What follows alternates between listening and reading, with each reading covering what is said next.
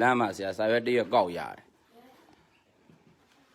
ဟမ်းမနေနဲ့ဘယ်သူရေးလဲမသိဘူးတို့တယ်မဖတ်နေဦးနဲ့ခဏတယ်တေချာဖတ်နော်တဲ့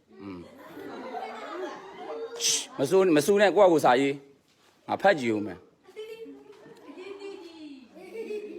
ပြောင်းနေမစူနဲ့လို့ကိုယ့်ကိုစာရေး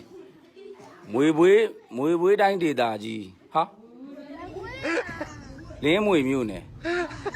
မွေဟောက်ရွာမှာမမျက်လျှောစီ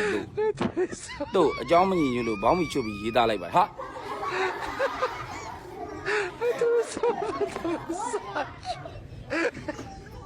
ခေါင်းနဲ့တစ်ဆက်သေးပါမင်းနဲ့ကိုရှောက်ခဲ့တဲ့မင်းနဲ့ကိုရှောက်လန်းခဲ့တဲ့အဝတ်တွေကအခုဆိုရင်ခြောက်နေပါပြီဟာ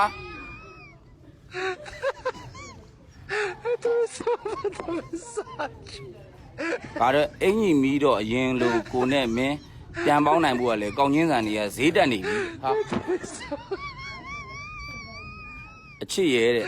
ကိုရင်နေခုံနေတာဖုံးကြီးမသိလို့ဖြစ်ပြီဟာမင်းစိတ်တွေကြောင့်ကိုယ့်ရဲ့ဘဲကင်းတွေလည်းခုံပြီတဲ့ကိုမင်းကိုနှစ်သက်ချင်ပေမဲ့လေတဲ့မင်းကရင်ငုတ်ကျွမ်းတော့နှစ်သက်လို့မရဘူးဖြစ်တယ်ဟာ1500အချစ်တွေနဲ့မင်းစီကပြန်လာမဲ့စာလေးကိုလေးခွက်ကင်ပြီးစောင့်နေမယ်ဟီဟီတဲ့ကျွမ်းတယ်မလားတဲ့စာဖတ်တဲ့လူမားတယ်နော်တဲ့စိတ်တူတယ်နော်တဲ့ခွေးဟေးဟုတ်ရင်နာပေါ့နိုင်ဆရာကိုဆောင်ထားတယ်ဟာ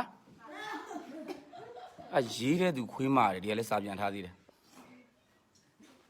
ဒီလက်ရေးကတော့မိန်းကလေးလက်ရေးမဟုတ်ဘူးဒါယောက်ျားလေးလက်ရေးဒီလိုပဲပင်မောက်ကိုဓာတ်လိုက်ထားတဲ့လက်ရေးမျိုးကယောက်ျားလေးတွေပဲဆွမ်းဆောင်နိုင်တယ်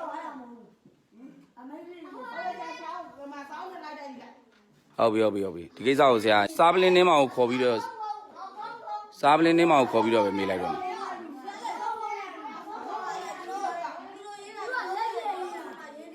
ဆရာဘယ်သူရေးရလဲဆိုတော့ဆရာမင်းတို့လက်ရေးကိုလိုက်ကြည့်တာနဲ့သိတယ်ဒါပဲကိုစာကိုရေး